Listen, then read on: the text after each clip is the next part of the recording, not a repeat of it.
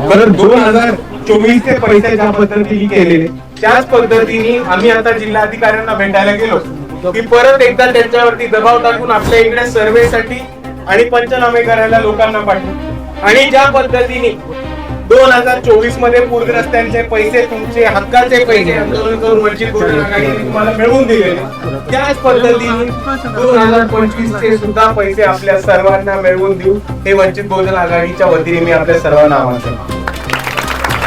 आणि त्याच पद्धतीने आपल्या ह्या एरियामध्ये आपल्या पर्टिक्युलर ह्या भिंगाट वस्तीमध्ये त्याचा डायरेक्ट फटका नाही बसला पण जो नाला आपल्या नांदेड शहरामधून जातो आणि त्यांनी इतर वस्त्यांचं नुकसान होतं त्या नाल्याचा प्रश्न आणि त्या नाल्या आपल्या शहराच्या बाहेरनं गोदावरी नदीमध्ये जोडायचा सुद्धा मागणी आम्ही करतो. आणि यापुढे पूरग्रस्तांच्या पाठीशी वंचित बहुजन आघाडीची टीम सातत्याने उठली. जेव्हा जेव्हा आपल्याला काय होईल तेव्हा आमच्याकडे कोणालाही संपर्क साधा. इथे प्रशांत दादा झाले, फारुख झाले, निकेश झाले, पंकज दादा झाले, तसेच बरेच इतर लोक जे आहेत ते नेहमी आपल्या सर्वांसोबत असतात, आपल्या संपर्कात असतात.